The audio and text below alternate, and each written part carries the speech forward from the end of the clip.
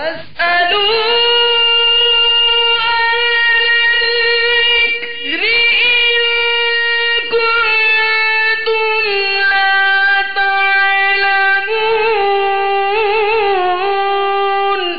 اے لوگوں علم والوں سے پوچھو اگر تمہیں علم نہ ہو۔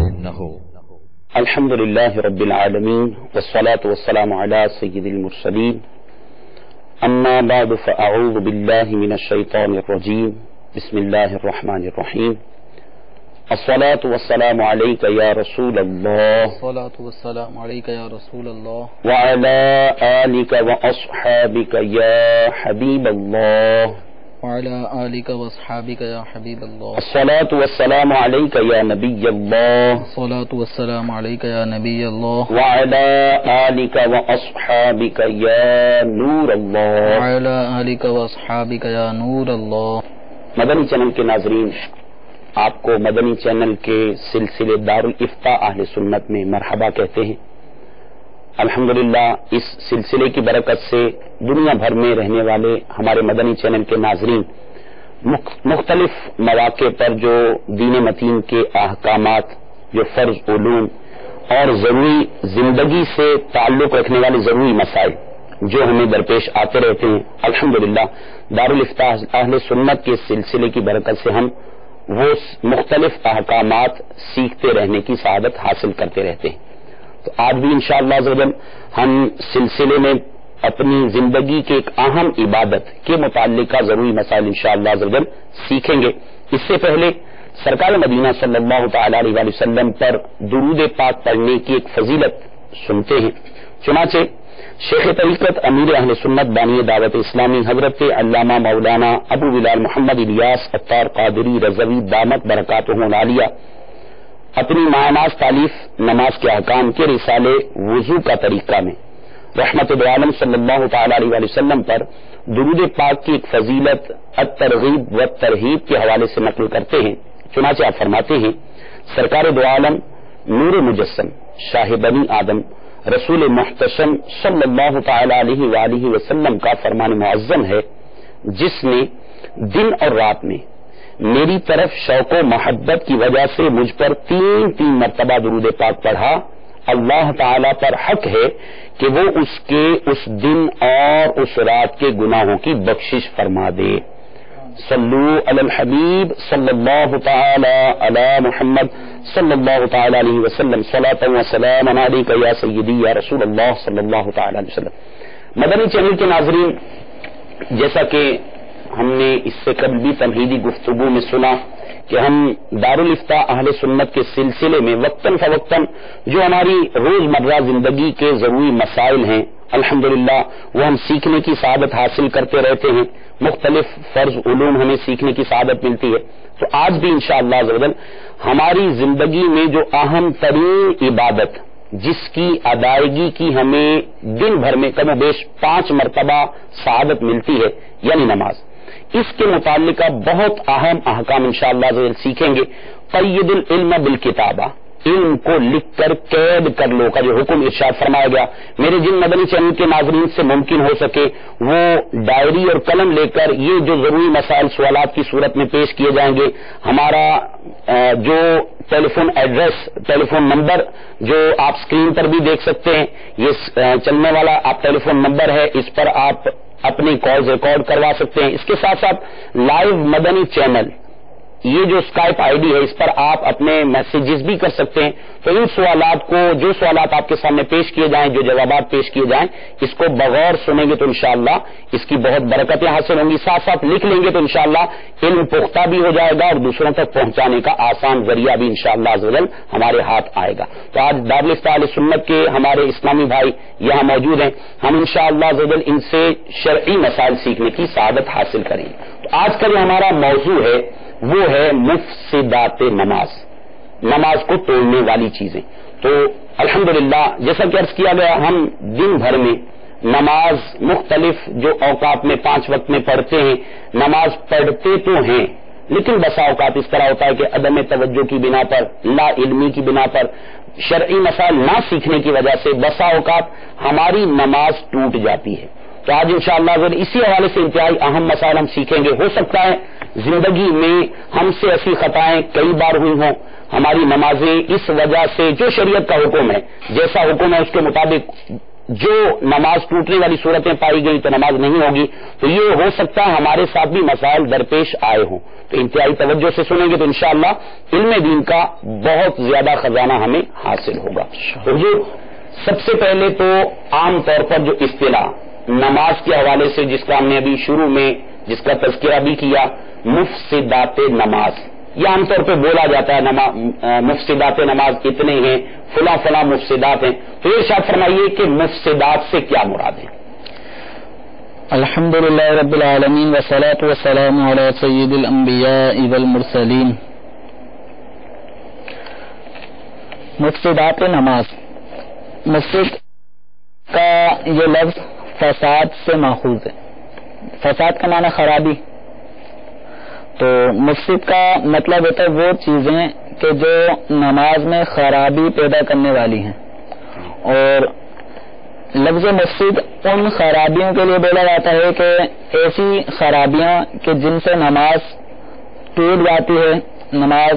اب دوبارہ سے نئے سرے سے پڑھنی ہوتی ہے. تو اگر نماز کے اندر کچھ امور ایسے ہیں کہ اگر ان چیزوں کا کسی نمازی سے صدور ہو جائے, وہ چیزیں صادر ہو جائیں, تو نماز ٹوٹ جائے گی. تو نماز توڑنے والی چیزیں, خلاصہ یہ کہ نماز توڑنے والی چیزیں ان کو مفسدات کہا جاتا ہے. اور جب نماز ٹوٹ جاتی ہے تو اس نماز کو فاسد کہہ دیتے ہیں کہ آپ کی نماز فاسد ہو گئی. تو فاسد کا لفظ جب نماز کے لیے استعمال ہوتا ہے تو اس کا مطلب ہوتا ہے نماز ٹوٹ گئی. تو اب مفسدات نماز بہت سارے ہیں کتب کے اندر, بس ان کو شمار ایک آخری حد نہیں بتائی گئی کہ نماز کے اندر نماز پڑھنے والے اتنے اسباب ہیں, بس اس سے زیادہ نہیں ہو سکتے. تو بے شمار اس کے اسباب کتب فقہ کے اندر ذکر کیے گئے ہیں. اب ان کو ہم یوں یاد کر سکتے ہیں کہ کچھ اسباب ایسے ہیں جن کا تعلق زبان سے ہوتا ہے, یعنی زبان کچھ ایسا کام کر جائے کہ جو نماز کو فاسد کر دیتی ہیں. اسی طرح بعض کاموں کا تعلق جو ہاتھ سے ہے,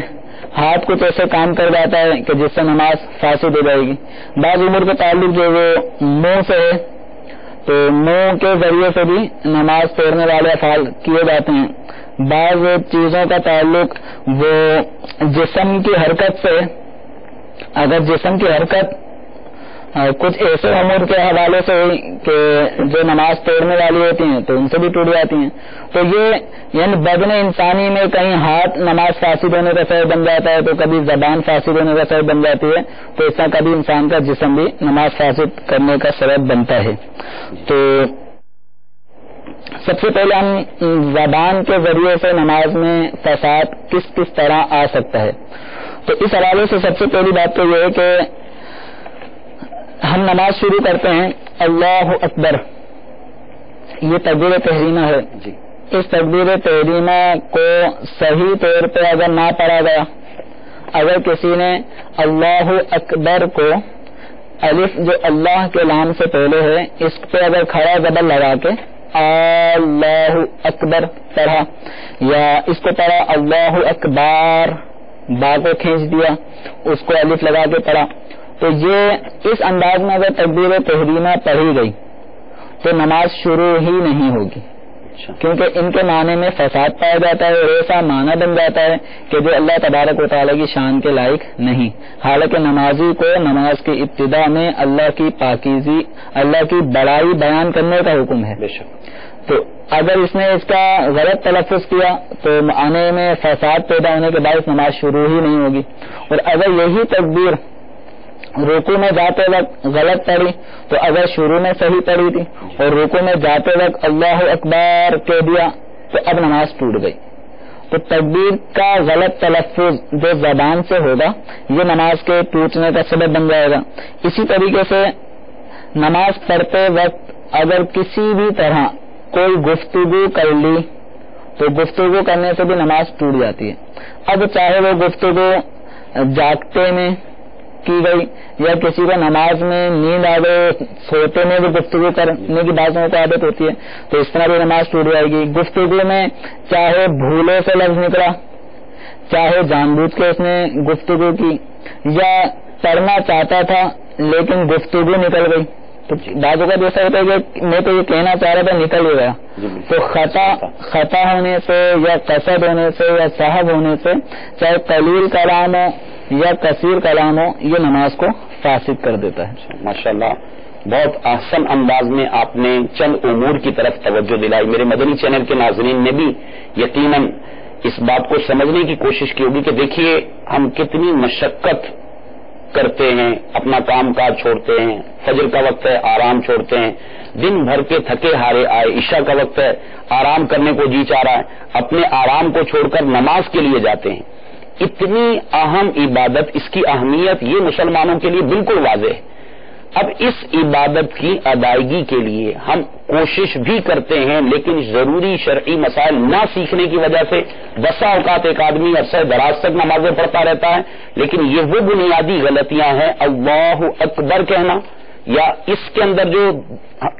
جو تلفظ کی غلطی کی طرف نشاندہی کی گئی، اللہ اکبر یا اللہ اکبار کر کے، تو یہ ایسی غلطیاں ہیں جن کی وجہ سے نماز اگر ابتدا میں جیسا کہ فرمایا گیا اگر یہ لفظ کہا تو نماز شروع ہی نہیں ہوگی، اور اگر درمیان میں کسی تکبیر کے موقع پر جب رکوع کرتے ہیں یا سجدے میں جاتے ہیں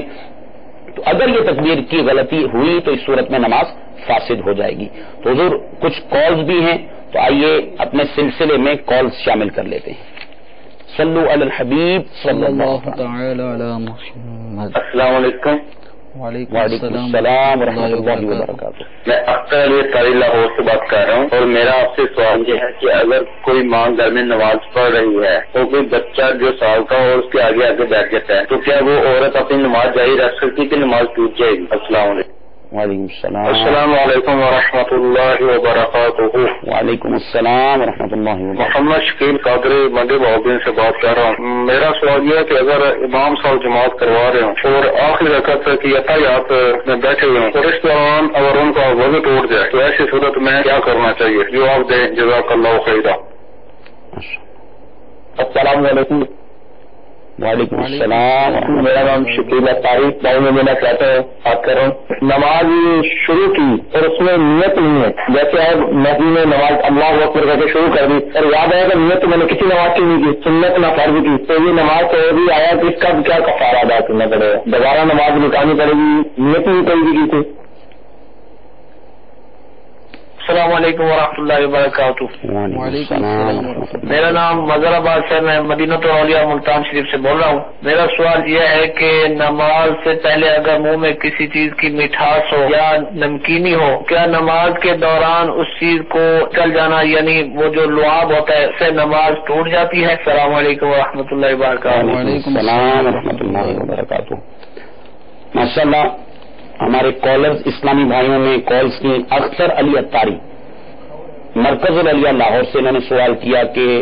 ماں نماز پڑھ رہی ہے گھر میں، جیسے نمازیں پڑھتی ہیں ہماری اسلامی بہنیں،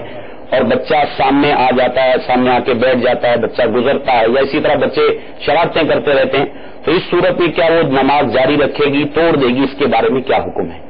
نمازی کے سامنے کوئی بھی آ جائے، کوئی سامنے سے گزر جائے یا بیٹھ جائے تو اس سے نماز ٹوٹتی نہیں ہے۔ تو اگر مصلی پر جائے نماز پر اگر بچہ آ کر بیٹھ جاتا ہے تو اس بچے کے سامنے بیٹھ جانے سے نماز ٹوٹے گی نہیں۔ البتہ یہ کہ اسلامی بہن جب سجدے میں جا رہی ہو تو بچے کو ہلکا سا ہاتھ اٹھا کے سائڈ پہ نہیں رکھنا، ورنہ اس سے نماز ٹوٹ جائے گی۔ یہ کرنا ہے کہ سجدے میں جاتے جاتے بس ہلکا سا بچے کو ہاتھ ٹچ کرنا ہے، یا بچہ ویسے ہی جب ماں کو سجدے میں جاتے ہوئے دیکھے گا تو خود ہی ہٹ جائے گا، تو بچے کے خود ہٹ جانے سے یا ماں ہلکا سا بچے کو ہاتھ لگا کے سائڈ میں ہونے کا اشارہ کر دے تو اس سے نماز نہیں ٹوٹے گی۔ دونوں ہاتھوں سے اٹھا کے اب سائڈ میں بٹھا کر پھر سجدے میں جائے گی تو اس سے نماز ٹوٹے گی۔ اس سے نماز ٹوٹ نمازی کے سامنے کوئی بیٹھا ہو یا گزر رہا ہے، بعض لوگوں کے ذہن میں اس سے نماز ٹوٹ جاتی ہے، بلکہ یوں بھی ہوتا ہے کہ کوئی نمازی کے سامنے سے گزر جائے تو بعض نماز توڑ دیتے ہیں، تم نے میری نماز توڑ دی، تو نماز اس سے ٹوٹتی نہیں ہے۔ ہاں گزرنے والا جو عاقل بالغ سمجھدار ہے وہ اگر یہ جانتے بوجھتے گزرے گا تو گناہگار ہوگا. اختر علی بھائی، امید ہے آپ کے سوال کا جواب مل گیا ہوگا. شکیل بھائی منڈی بہاؤدین سے، انہوں نے کال کی، آپ کو سلسلے میں مرحبا کہتے ہیں. انہوں نے سوال کیا، امام نماز میں ہے، جماعت کروا رہا ہے، التحیات میں اس کا وضو ٹوٹ جائے تو اس کے بارے میں کیا حکم ہے؟ اگر امام کا وضو جیسے میں کہا کہ قاعدہ اخیرہ میں ٹوٹ گیا تو کسی بھی مقام پر اگر امام کا وضو ٹوٹا ہے تو اس کو نماز جاری رکھنے کی اجازت نہیں ہوگی. اس پہ لازم ہوگا کہ وہ فوراً نماز سے نکل جائے. پھر آگے خلیفہ بنانے کے الگ احکام ہوتے ہیں، لیکن چونکہ خلیفہ بنانے کے احکام اس کے شرائط بہت زیادہ مشکل ہیں تو ایسے موقع پر فقہاء کرام نے فرمایا ہے کہ اگر امام کا وضو ٹوٹ جائے تو اس کے جانے کے بعد نئے سرے سے نماز کا اہتمام کیا جائے. یہ زیادہ بہتر ہے کہ نئے سرے سے پھر کوئی آگے آ کر نماز پڑھائے. اب یہ نہیں ہوگا کہ اب تو آخری رکعت چل رہی اب کیا نماز پڑھانا. تو امام کا اگر وضو ٹوٹ جاتا ہے یا کسی بھی شخص کا نماز کے کسی بھی رکن میں، چاہے آخری ہی رکعت ہو بلکہ التحیات ہی چل رہی ہے آخری، تو اس موقع پہ بھی اگر وضو قائم نہ رہا، ٹوٹ جائے تو اب اس پہ لازم ہے کہ نماز سے نکل جائے. نماز پڑھاتے رہنا یا پڑھتے رہنا یہ ناجائز ہے اور امام کے لیے تو اور زیادہ سخت ہو جائے گا، کیونکہ اس کے پیچھے تو بقیہ سارے مقتدیوں کی نماز کبھی، چونکہ یہ سب کو لے کے چل رہا ہوتا ہے، تو اگر اس کی نماز میں فساد ہوا تو مقتدیوں کی نماز بھی فاسد ہوگی اور اس کا وبال امام پر آئے گا. شکیل بھائی، امید ہے آپ کے سوال کا جواب مل چکا. شکیل بھائی باب المدینہ سے انہوں نے سوال کیا، نماز شروع تو کر دی لیکن نماز کی نیت نہیں کی، پھر انہوں نے سوال کیا کہ نماز توڑ دی تو اس کا کیا کفارہ ہے؟ نماز کے شرائط میں سے نیت تو ہے، بغیر نیت کے نماز شروع ہی نہیں ہوتی. توڑا اس کو جاتا جو چیز ثابت ہو، ٹھیک ہو، تو یہ نماز شروع ہی نہیں ہوئی. جو سوال کیا گیا کہ اگر کسی نماز پڑھتے ہوئے نیت نہیں اللہ اکبر کہہ دیا، اب یہ نہیں پتا کہ میں کون سی نماز پڑھ رہا ہوں، تو نماز پڑھنے کی نیت یہ ضروری ہے. یہ تمیز کرنا بھی ضروری ہے کہ میں فجر پڑھ رہا ہوں یا ظہر پڑھ رہا ہوں، پھر فجر میں بھی سنت پڑھ رہا ہوں یا فرض پڑھ رہا ہوں. تو یہ نمازوں میں ایک تو نمازوں کے نام، پھر نماز جیسے فجر ظہر اثر مغرب عشاء ان کے اندر تمیز کرنی ہے، پھر نمازوں میں جو مختلف رکعتیں ہوتی ہیں ان میں بھی تمیز کرنا ضروری ہے، ورنہ نماز نہیں ہوگی. اچھا، شروع نیت نہیں کی تو عام طور پہ تو ہمارے اسلام میں سمجھتے ہیں جیسے آتے ہیں 4 رکعت ظہر امام کے پیچھے میں پڑھ رہا ہوں یا اپنی تنہا پڑھ رہا ہوں، تو یہ نیت اس سے کہیں گے نیت کس چیز کا نام؟ ممکن ہے کہ ہمارے جو سائل محترم ہیں ان کے ذہن میں یہی آ رہا ہو کہ میں نے جلدی جلدی میں اللہ اکبر تو کہہ دیا ہے، لیکن میں یہ الفاظ کے نیت کرتا ہوں 4 رکعت فرض ظہر، یہ تو میں نے کہے نہیں تھا. تو ممکن ہے شاید اگر یہ ان کو پیچیدگی ہے تو یہ ذہن میں رکھ لیجئے کہ زبان سے نیت کرنا ضروری نہیں ہے. دل میں اس بات کا ارادہ ہونا ضروری ہے کہ آپ کون سی نماز پڑھ رہے ہیں. اور اگر جماعت کے ساتھ پڑھ رہے ہیں تو آپ کے دل میں یہ ہونا ضروری ہے کہ میں امام کے پیچھے فلاں نماز پڑھ رہا ہوں. بھائی اتنا دل میں اگر آپ کے ہے اور آپ اللہ اکبر کہہ دیتے ہیں تو آپ کی نماز ہو جائے گی. اگر یہ بھی دل میں نہیں ہے، اگر ان کی مراد یہ ہے کہ نیت کا مطلب پتہ ہی نہیں ہے کہ میں کیا پڑھ رہا ہوں، کون سی نماز پڑھ رہا ہوں، پھر تو نماز نہیں ہوگی. ماشاءاللہ بہت اچھی توجہ دلائے. نیت دل کے پختہ ارادے کو کہتے ہیں. اگر آئے تو جیسے گھر سے چل کے آئے ہیں اور واقعی یہ ارادہ کر کے آئے کہ ظہر ہے اور صرف زبان سے نہ کہہ سکے تو چونکہ پہلے سے دل میں نیت موجود تھی تو اب اس صورت میں نماز ہو جائے گی. زبان سے اگر نیت کے الفاظ کہہ لیتا تو مستحب تھا، لیکن اگر سرے سے ہی نیت بالکل کوئی نیت دل کے اندر بھی نہیں ہے تو اس صورت میں نماز شروع نہیں ہوگی. مظہر عباس مدینۃ العلیہ ملتان شریف سے انہوں نے سوال کیا، نماز سے پہلے کوئی میٹھی شے کھائی یا کوئی نمکین شے کھائی، جیسے منہ ہم کھانا وغیرہ کھاتے ہیں یا کوئی میٹھا کھا لیا اور اس کا اثر ابھی منہ کے اندر موجود ہے، تو اب یہ لعاب دہن جو ہوگا نماز اس حالت میں شروع کر دی تو اس کے بارے میں کیا حکم ہوگا؟ نمازی نے جیسے نماز سے پہلے، جیسے رمضان مبارک میں عام طور سے ایسا ہوتا ہے کہ بہت ساری چیزیں کھانے میں آتی ہیں تو اس میں بعض اوقات منہ میں مٹھاس رہ جاتی ہے یا کوئی نمکین غذا کھائی ہوتی ہے اس کی نمکین ہی رہ جاتی ہے، ذائقہ جس کو ہم کہیں کہ منہ میں کھائی ہوئی چیز کا ذائقہ آ رہا ہوتا ہے. تو اگر یہ ذائقہ نماز پڑھتے ہوئے بھی آ رہا ہو تو اس سے نماز فاسد نہیں ہوتی، نماز ٹوٹتی نہیں ہے۔ اگر کسی نے اس طرح کا میٹھا لعاب یا نمکین لعاب اگر کسی نے نگل لیا تو نماز نہیں ٹوٹے گی۔ البتہ اس طرح یہ اس حالت میں نماز پڑھنا کہ منہ میں نمکینی یا مٹھاس موجود ہو اور ذائقہ آ رہا ہے تو اس صورت میں نماز پڑھنا مکروہ ہے۔ تو ایسی صورت میں توجہ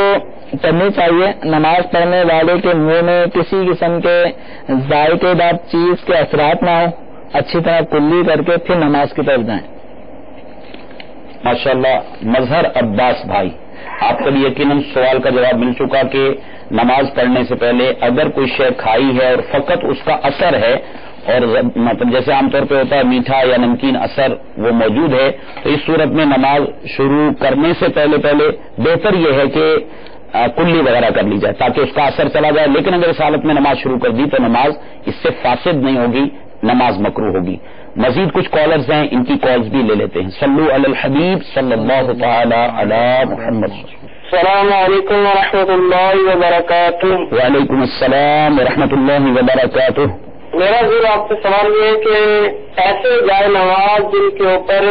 پھول وغیرہ بنے ہوتے ہیں یا خانہ کعبہ کی تصویر وغیرہ بنی ہوتی ہے، اس پر نماز پڑھنا کیسا؟ جزاک اللہ خیرا۔ السلام علیکم ورحمۃ اللہ وبرکاتہ۔ وعلیکم السلام ورحمۃ اللہ۔ سوال جی پوچھنا کہ اکثر لوگ نماز میں جو ہے نا یہ بند کرتے ہیں موبائل وغیرہ، دونوں ہاتھوں سے بند کرتے ہیں، ایک ہاتھ سے، یہ نماز کو توڑتا ہے یا نہیں توڑتا؟ اس کے بارے میں پوچھنا ہے۔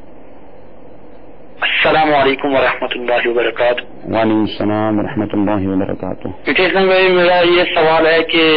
نماز کے دوران اگر موبائل بج رہا ہے تو اس کو یہ تو حکم ہے کہ آپ نماز توڑ کے بھی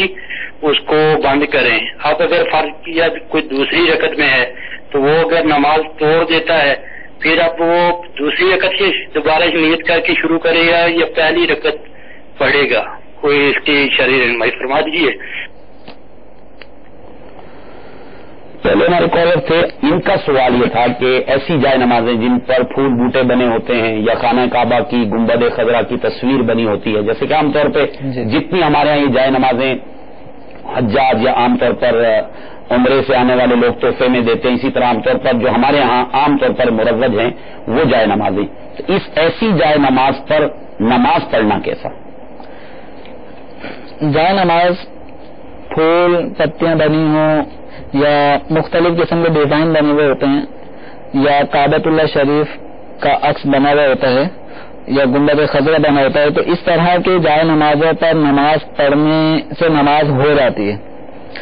البتہ یہ کہ ادب یہ کہ خانہ کعبہ شریف کی تصویر بنی ہو یا گنبد خضرا کی تصویر بنی ہو تو ایسے جائے نماز نہ بچھائیں۔ پھول پتی والے جائے نماز بچھانا جائز، لیکن اگر نمازی کی توجہ اس جائے نماز پہ بنے ہوئے ڈیزائن میں، اس پہ بنے ہوئے پھول پتیوں میں وہ گم ہو جاتا ہے، تو اگر اتنے خوبصورت بنے ہوئے ہیں کہ ان کی خوبصورتی اس کی توجہ بتا رہی ہے تو اس طرح کے توجہ بتانے والی چیزوں کو ساتھ لے کر نماز پڑھنا یہ مکروہ ہے۔ تو ایسی صورت میں سادہ اس پہ کوئی کپڑا ڈال دیں یا اس کے بجائے کوئی دوسری سادی جائے نماز استعمال کریں جس کو دیکھ کر دل میں اس کے ڈیزائن کا خیال کہ بنانے والے نے کیسے بنائی ہوگی، اس کے میں دھاگے کتنے رنگ کے استعمال ہوئے ہیں، تو بعض اوقات بندہ اس طرف توجہ دینے لگتا ہے۔ اکثر بلکہ ایسے ہوتا ہے کہ یعنی بیل بوٹے یا پھول وغیرہ بنے ہوتے ہیں تو ظاہر سی بات ہے وہ فطری طور پہ وہ مستحب جہاں مقامات کا حکم ہے، یعنی قیام میں وہ سجدہ گاہ کو دیکھے، جب وہ دیکھے گا تو ظاہر سی بات ہے وہ توجہ بٹے گی، اس کا ڈیزائن یہ اس کا خانہ یوں ملا ہوا، تو یہ عام طور پہ خیالات آتے ہی رہتے ہیں۔ تو بہتر یہ ہے کہ ایسی جائے نمازیں نہ بچھائی جائیں، اور مزید جو فرمایا کہ اگر خانہ کعبۃ اللہ شریف کی چونکہ جیسے وہ تصویریں وغیرہ بنی ہوتی ہے تو ویسے بھی دیکھیے ایک عقلی سی بات بھی ہے کہ یعنی کعبۃ اللہ شریف کی اگر وہ تصویر نیچے گری ہو تو ہم ادب سے اٹھا لیتے ہیں، تو ادب اسی میں یعنی ناجائز نہیں ہے لیکن پھر بھی ادب اس میں ہے کہ اس کو نہ بچھایا جائے، اور اگر خشوع و خضوع میں فرق آتا ہے تو پھر ایسی چیز کے بارے میں حکم شرعی بیان کر دیا۔ امیر علیہ سنت دامت برکاتہم العالیہ نے بارہا اپنے بیانات میں بھی اور مدنی مذاکروں میں بالخصوص اس حوالے سے بہت زیادہ توجہ بھی دلائی، تربیت بھی فرمائی، اور پھر آپ یہ بھی ترغیب دلاتے رہتے ہیں کہ بلا حائل سجدہ کرنا یہ مستحب ہے زمین پر بلا ہے، یعنی کوئی شے یعنی حائل نہ ہو، جائے نماز یا کپڑا یا چادر حائل نہ ہو اور آپ فرش پر سجدہ کر لیں، یہ مستحب ہے. تو اس نیت سے آپ اگر یعنی فرش پر نماز پڑھیں کہ جبکہ کوئی اور ایسی شرعی رکاوٹ نہ ہو تو یہ مزید آپ کے ثواب میں زیادتی کا باعث ہوگی، لیکن بہرحال نماز پر اس حوالے سے کوئی اثر نہیں پڑے گا. ایک سوال تھا، موبائل فون دوران نماز بجا، دو ہاتھ سے یا ایک ہاتھ سے بند کر دیا، تو ایسا کرنے کے بارے میں کیا حکم ہے؟ موبائل جب بھی نماز کے دوران بجے تو چونکہ یہ نماز پڑھنے والے کی توجہ بٹاتا ہے، اس سے اس کے خیالات منتشر ہو جاتے ہیں اور جو پڑھ رہا ہوتا ہے اس سے ڈسٹربنگ ہوتی ہے، اور مزید یہ کہ اگر یہ مسجد میں ہو تو اور زیادہ توجہ بڑھ جاتی ہے. تو ایسی صورت میں حکم یہ کہ جو نماز میں خیال بتانے والی چیزیں ان کو دور کیا جائے. جی. تو عمل قلیل کے ذریعے اگر موبائل بند کر دیا تو اس سے نماز پہ کوئی اثر نہیں پڑے گا، اور اگر عمل کثیر کے ذریعے موبائل کو بند کیا تو نماز ٹوٹ جائے گی. عمل قلیل مطلب یہ کہ اگر آپ نے سامنے والی جیب میں موبائل رکھا ہے اور ٹون بجنے لگتی ہے، ہمیں پتا ہے کہ اس کا کی پیڈ اندر کی طرف ہے یا باہر کی طرف ہے، تو ایک آئیڈیا ہوتا ہے کہ یہ والا بٹن دبا دیں ٹون آف ہو جائے گی، کال کٹ جائے گی.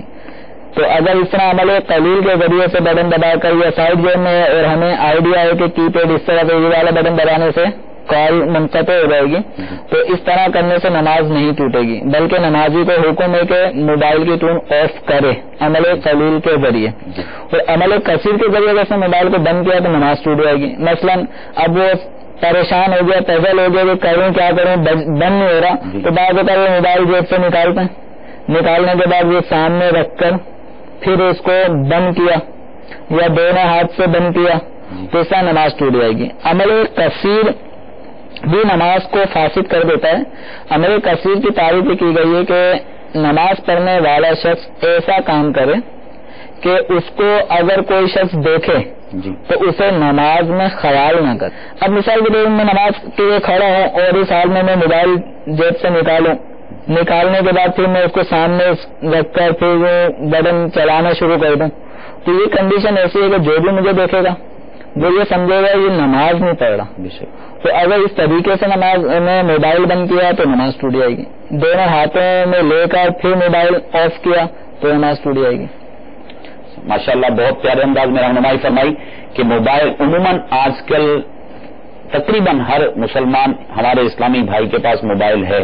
اور دوران نماز یہ مطلب مساجد کے اندر آج ہماری جو نمازوں میں خضوع ویسے رخصت ہو چکا تھا، اور مزید اب یہ کہ موبائل فون مساجد کے اندر نمازوں کے دوران بجتے ہیں اور اس طرح اس انداز میں بجتے ہیں. اس حوالے سے ہم عرض کریں گے کہ بیل کیسی ہونی چاہیے، مطلب ایسی عجیب و غریب بیلیں ہوتی ہیں، ایسے عجیب و غریب گانوں کے وہ میوزک ہے کہ مطلب پوری مسجد یعنی 1000 افراد کی مسجد ہو، وہ ایک شخص کے موبائل کی بجنے والی بیل سب لوگوں کی نمازوں کے اندر خلل کا سبب بن جاتی ہے. تو اس سے اجتناب ہی چاہیے، اول نہیں اہتمام اس کا رکھنا چاہیے. بیل کیسی حضور اس حوالے سے بھی ارشاد فرما دیجیے. بیل عجیب و غریب میوزک ہوتے ہیں، اور آج کل میوزک مطلب موبائل کے اندر ہوتے ہیں، بعض کا کہا بھی جاتا ہے یہ اگر اس کو ذرا سادہ موبائل وہ ٹیون لگا لیجیے، تو کہتے ہیں ہمارے تو موبائل میں آپشن ہی نہیں ہے یہ. جی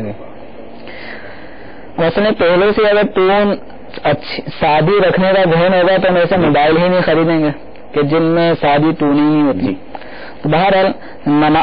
موبائل کا جو استعمال ہے، اب چونکہ یہ ضرورت ہے کہ بعض اوقات وائبریٹ سے بھی توجہ نہیں جاتی، ٹون کے ذریعے متوجہ ہو جاتا ہے، کال آ رہی ہے تو بندہ اس کی طرف متوجہ ہو کے کال ریسیو کرتا ہے. تو اس میں یہ ہے کہ ٹون ایک میوزک ہے، چاہے وہ موبائل کی ٹون ہو یا کوئی سا بھی میوزک ہو، تو یہ موسیقی ہے، اور موسیقی میں جہاں جتنی ضرورت پڑ رہی ہے تو صرف اتنی ہی حد تک اجازت دی جائے گی. اب یہاں یعنی اس ٹون کی ساری ٹونوں کے ذریعے بھی بندہ متوجہ ہو سکتا ہے کہ کسی نے کال کی ہے. اب یہ گانے باقاعدہ پورے گانے چل رہے ہوتے ہیں، گانے نہیں چلتے تو ان کے میوزک چل رہے ہوتے ہیں جو گانوں میں بجائے جاتے ہیں. یا بعض اوقات ایسے بھی ہوتے ہیں جو اپنے ذہن میں یہ موبائل ٹون استعمال کرنے والے سمجھتے ہیں ہم کوئی گناہ نہیں کر رہے. مثلا مدنی مدینے والے یہ نعت اس میں نہیں پڑھی جا رہی، لیکن اس طرز میں اس لے میں ट्यून बनाई गई है पियानो से जो पियानो की धुन या नबी सलाम अलैका, इस तर्ज पे वो ट्यून बनाई जाती है। अब वो समझते हैं कि हम मदनी मदीने वाली ट्यून लगाई है, तो मदनी मदीने वाले का एक लफ्ज भी उसमें नहीं आ रहा, बस उस ले को ट्यून में शामिल कर दिया गया। तो ऐसी ट्यूनें भी बजाना जायज नहीं है। सारी ट्यून हो जिससे आपको ये पता चल रहा है कि इस वक्त आपको कोई याद कर रहा है, आपसे किसी को काम है, बस इतने की इजाजत है। म्यूजिकल ट्यूनें जो गानों की आजकल चल रही हैं, मन भाती ट्यून, तो उनकी इजाजत नहीं है। सादी से सादी जिस कदर हो वो आप लगाएं। माशाल्लाह, बहुत प्यारे अंदाज में हमारी रहनुमाई की गई। मदनी चैनल के नाजरीन को यकीनन बहुत इस हवाले से मालूमात मिली होंगी। आजकल आम तौर पर ये म्यूजिकल ट्यून्स का सिलसिला आम है, तो ये जैसा कि इरशाद फरमाया गया शरअन इसकी इजाजत नहीं है, ऐसा करना जायज नहीं है। हमें मतलब इस गुनाह से हुजूर तौबा भी करनी होगी कि इससे पहले जो ये चलता रहा सिलसिला। बिल्कुल, गुनाह चाहे 10 साल पहले भी अगर किसी ने किया था, छोटा किया था या बड़ा, तो पता नहीं था कि म्यूजिकल ट्यून जायज है, पता ना होना ये उज़्र नहीं है। मुसलमानों के मुल्क में इंसान रह रहा है, मुसलमानों के घरों में पैदा हुआ और जा बजा मसाजिदें मौजूद हैं, जुम्मे में खुतबा बयानात फरमाते हैं, किताबें भरी पड़ी हकाम दीन से, तो ये उज़्र काबिल कबूल नहीं है कि हमें पता नहीं था। तौबा करने में क्या है, अल्लाह तबारक व तआला की बारे में बंदा रुजू करे और जो कुछ कल तक होता रहा, आज तक होता रहा, जो भी गुनाह होते रहे, अल्लाह की बारगाह में तौबा करे कि आइंदा ऐसा नहीं होगा। सिर्फ के दिल से नादिम होकर अल्लाह की बारगाह में रुजू करें और वाक़ईअतन अपने मोबाइल फोन को सही अब इस्तेमाल करें। अभी आप तौबा के अल्फाज दोहरा दीजिए। मेरे मदनी चैनल के नाज़रीन जो शामिल सिलसिला होंगे, यकीनन बहुत से इस्लामी भाई और हमारे दीगर मदनी चैनल के सुनने वाले जो घरों में इस वक्त मौजूद होंगे, अपने मतलब जो मोबाइल फोन की टोन पर यकीनन गौर किया होगा। बहुत सी हमारी गालिब अक्सरियत इस वक्त जो है वो अगरचे के मजहबी माहौल से भी वाबस्ता होती है, उलमा की सोहबत में आने जाने वाली होती है, लेकिन तवज्जो चूंकि इस तरफ नहीं होती, इस तरह के गुनाहों का सुदूर आम तौर पर होता रहता है। तो जैसा कि इरशाद फरमाया गया, इल्म था या नहीं था, दोनों सूरतों में बहरहाल चूंकि गुनाह का इर्तिकाब लाजिम आया तो इस पर फौरन तौबा लाजिम है। तो तौबा के अल्फाज भी बता दीजिए, तौबा कैसे करनी चाहिए ये भी बता दीजिए, ताकि हमारे मदनी चैनल के नाजरीन जो इस वक्त शामिल सिलसिला हो वो भी तौबा की सादत हासिल करके जो बहुत बड़ा गुनाह माजी में होता रहा इससे बरी जिम्मा हो जाए। बल्कि अगर अभी भी मदनी चैनल के जिन नाजरीन के मोबाइल में ये म्यूजिकल ट्यून है, उन पे भी लाजिम है कि इसको बंद कर दें और सादी ट्यून इस्तेमाल करें। तौबा के अल्फाज हैं कि अल्लाह तबारक व तआला की बारगाह में शर्मिंदगी नदामत का इजहार हो, जो कि तौबा की असल है। फिर इसके बाद अल्लाह ताला की बारगाह में दुआ करे, अव्वल आखिर दुरूद शरीफ पढ़ के अल्लाह की बारगाह में तौबा करे कि या अल्लाह, आज तक जो मैंने म्यूजिकल ट्यून अपने मोबाइल में इस्तेमाल की है इससे मैं तौबा करता हूँ और आइंदा कभी भी इस तरह की ट्यून अपने मोबाइल में नहीं लगाऊंगा। माशाअल्लाह, यानी हमारी ये फकत नदामत हो दिल के अंदर, शर्मिंदगी का इजहार हो और इस गुनाह का एतराफ करते हुए ये कहें कि अल्लाह जो मुझसे इससे पहले ये जो म्यूजिकल ट्यून्स का गुनाह हुआ, बल्कि माजी में जितने गुनाह हुए, अल्लाह मैं इन तमाम गुनाहों से तेरी बारगाह में तौबा करता हूँ, आइंदा सिदके दिल से ए अल्लाह मैं ये इरादा करता हूँ, नीयत करता हूँ कि इन गुनाहों का इर्तिकाब नहीं करूंगा, हमारी तौबा हो जाएगी। क्या जब ये हमारी सातें जिंदगी की आखिरी सातें हों, आखिरी घड़ियां हों, आखिरी लम्हात हों, हम अपनी जिंदगी के साबिका गुनाहों से हर वक्त तौबा करते रहें, बकसरत तौबा करें। प्यारे आका सल्लल्लाहु अलैहि वसल्लम जो तमाम सालिहीन के सरदार हैं, तमाम अंबिया और मुरसलीन के सरदार हैं, आप सल्लल्लाहु अलैहि वसल्लम के बारे में रिवायत के अंदर बयान किया गया दिन में कम बेश 70 मरतबा तौबा किया करते थे। तो हम भी तौबा करते रहेंगे गाए बगाए। तो क्या जब हमारी जिंदगी के आखिरी लम्हात में भी हमें अपनी साबिका जिंदगी के तमाम गुनाहों से तौबा की सआदत हासिल हो जाए। एक और सवाल किया गया, दौरान नमाज मोबाइल बज रहा था, अब दूसरी रकअत थी, नमाज तोड़कर वो बंद जब किया मोबाइल, तो अब क्या वो पहली रकअत पढ़नी पड़ेगी या नहीं पढ़नी पड़ेगी? अब जैसे इससे गुज़श्ता ये सवाल था, मोबाइल ट्यून बज रही है तो नमाज तोड़ने का जो अमल, अगर अमल कलील के जरिए से मोबाइल बंद कर लिया तो नमाज नहीं टूटी जी, और अगर अमल कसीर के जरिए से मोबाइल बंद किया गया, यानी ऐसे अंदाज इख्तियार करके मोबाइल बंद किया गया कि इस अंदाज को कोई देखे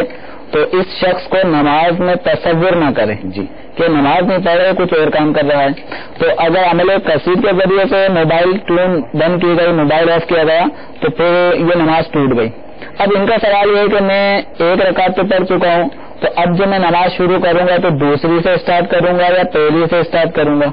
تو اس وقت اگر یہ امام کے پیچھے ہیں تو اب امام چونکہ دوسری رکعت پڑھ رہا ہے تو انہوں نے جس طرح عام مسبوق ہوتا ہے جس کی 1-2 رکعتیں نکل جاتی ہیں، تو اب ان کا معاملہ ایسا ہی ہوگا کہ یہ جس طرح مسبوق جو بھی رکعت امام پڑھ رہا ہوتا ہے اس میں جا کے شامل ہو جاتا ہے، اور جو رکعتیں نکل چکی ہوتی ہیں 1-2 تو وہ بعد میں ادا کرتا ہے. تو ان کو بھی ایسے ہی کرنا ہوگا. اگر عمل کثیر کے ذریعے سے موبائل کو آف کیے تو نماز ٹوٹ گئی. اب 1 رکعت جو ان کی ادا ہو چکی تھی وہ سمجھیں ختم. جی اب یہ گویا دوسری رکعت میں شامل ہو رہے ہیں. امام جب سلام پھیر دے گا تو سلام پھیرنے کے بعد سب کی تو 4 پوری ہو گئی، ان کی 1 رکعت رہ گئی. یہ امام کے سلام پھیرنے کے وقت پھیرتے وقت یہ کھڑے ہو جائیں گے اور اپنی 1 رکعت پوری کریں گے. اور اگر اکیلے پڑھ رہے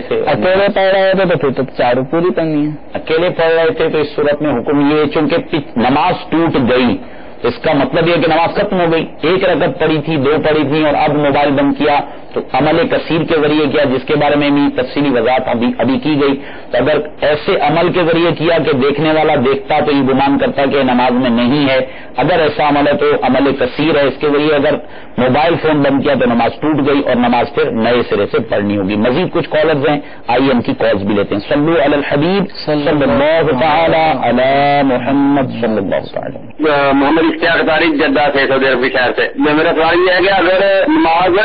میں سجدہ سہو واجب ہوا اور سجدہ سہو یاد نہیں رہا، دونوں طرف سلام پھیر دیا، تو کیا پھر سجدے کرنے سے وہ نماز صحیح ہو جائے گی یا نہیں؟ میرا نام صلت حنیف ہے، کراچی سے بات کر رہا ہوں. اور میرا سوال یہ ہے کہ جماعت کھڑی ہو جاتی ہے لیکن بعض اوقات صف کے اندر بیچ میں جگہ رہ جاتی ہے، تو کیا پیچھے والا جو نمازی ہے وہ نماز اسٹارٹ کرنے کے بعد کیا آگے آ سکتا ہے؟ تو اس سے نماز ٹوٹے گی تو نہیں؟ سوال یہ ہے کہ میرا نماز کے دوران نماز فرض میں اگر میں نماز پڑھ رہا ہوں اور اگر میری خیال میں حضور اکرم صلی اللہ علیہ وسلم کی ذہن میں اگر میرا آ جائے یا صحابہ کرام کی آ جائے تو کیا میری نماز سے خارج تو نہیں ہوں گا؟ السلام علیکم ورحمۃ اللہ. وعلیکم السلام. وعلیکم السلام. محمد شہباز الشادیہ سے بول رہا ہوں. میرا سوال یہ ہے کہ اگر 4 رکعت فرض والی نماز ہے، 4 رکعت والی فرض نماز ہے، اگر اس کی پہلی 2 رکعتوں میں سورہ فاتحہ کے بعد اگر سورت نہ پڑھی جائے تو کیا اس طرح نماز ہو جائے گی؟ ہمارے اشتیاق بھائی جدہ شریف سے انہوں نے سوال کیا، نماز میں سجدہ سہو واجب ہوا. اب نماز میں چونکہ آخری رکعت میں سجدہ سہو کرنا تھا وہ یاد نہ رہا اور دونوں طرف سلام پھیر دیا. اب اس کے بعد اس کی کیا صورت ہوگی تلافی کی؟ کیا دوبارہ بھی سلام پھیرنے کے بعد سے یاد آیا تو پھر وہ سجدے کر لے تو اس کا سجدہ صاحب ادا ہوگا یا نہیں ہوگا؟ جب تک دونوں سلام پھیرنے کے بعد انہوں نے کوئی گفتگو نہ کی ہو، کوئی ایسا کام نہ کیا ہو جس سے نماز ٹوٹ جائے، یعنی کھانا پینا نہ کیا ہو، تو جب تک یہ مسجد میں ہیں جس مقام پہ نماز پڑھے اس مقام پر ہیں، کوئی ایسا کام نہیں کیا جو نماز کو توڑنے والا ہو، تو ان کو چاہیے کہ فوراً 2 سجدے کر لیں. 2 سجدے کریں، یہ سجدہ سہو ہو جائیں گے. سجدوں کے بعد اتحیات، درود شریف، دعا پڑھیں، ان کی نماز کمپلیٹ ہو جائے گی. ماشاءاللہ. اشتیاق بھائی، اگر نماز میں سجدہ صاحب یاد نہ رہا، دونوں طرف سلام پھیر لیے، کوئی ایسا عمل نہ کیا کہ جو نماز جس سے ٹوٹ جاتی ہے، ختم ہو جاتی ہے، یعنی بیٹھے بیٹھے وہیں پر عموماً ایسے ہوتا بھی ہے کہ سجدہ صاحب یاد نہیں رہا اور دونوں طرف سلام پھیر لیا، اب یاد آیا تو فوراً وہ سجدہ صاحب کر لیں گے تو آپ کی وہ پہلی والی جو خطا تھی اس کی تلافی ہو جائے گی. اور مزید اس میں اور جب آپ کو نوٹ کر لیتے ہیں کہ اگر کسی نے ایسا کام کر لیا جس سے نماز ٹوٹ جاتی ہے، جی مثلاً کسی نے اس کے سلام پھیرتے ہی کوئی اس کے انتظار میں تھا، اس نے سلام کا، اس نے اس کو سلام کا جواب دیا، جو گفتگو شروع ہو گئی تو نماز ٹوٹ گئی. اب جو سجدہ سہو نہ کرنے کی وجہ سے جو نماز میں نقصان آیا، یہ نقصان تو سجدہ سہو سے پورا ہونا تھا، اور اب سجدہ سہو کرنے کی بھی نوبت نہ رہی، تو نماز میں جو نقصان تھا وہ رہ گیا. تو اس نقصان کی تلافی اب یوں ہوگی کہ اس نماز کو دوبارہ سے ادا کرنا ہوگا. اب یہ نماز واجب الاعادہ ہو جائے گی، یعنی اس کا دوبارہ سے ادا کرنا واجب ہوگا. اب دوبارہ سے نماز پڑھے گا تو وہ نماز میں ہونے والا نقصان پورا ہوگا. اگر تو نماز کو توڑنے والے کسی عمل سے پہلے یاد آ گیا، اگر دونوں طرف دو سجدے کر کے دوبارہ تحیات پڑھ لی تو نماز ہو جائے گی، اور اگر یاد ہی نہ رہا اور جو جیسا کہ ارشاد فرمایا گیا کہ منافی تحریمہ ایسا کام کر لیا، تو اس صورت میں پھر حکم یہی ہے کہ وہ نماز اس کی واجب الاعادہ ہے، اس کو دوبارہ لوٹانا واجب ہوگا۔ صفیں جب قائم کی جاتی ہیں تو بعض اوقات اس طرح ہوتا ہے کہ بیچ میں کچھ گیپ بھی باقی ہوتا ہے، تو یہ اس کا کیا شرعاً حکم ہوگا؟ اگر صف کے درمیان دو نمازیوں کے درمیان خلا ہے، یعنی ان کے کندھے سے کندھے مس نہیں ہو رہے، تو یہ ترک واجب ہوا۔ واجب ترک یعنی صف کے واجبات میں سے یہ، جب جماعت کے ساتھ نماز پڑھی جا رہی ہوگی تو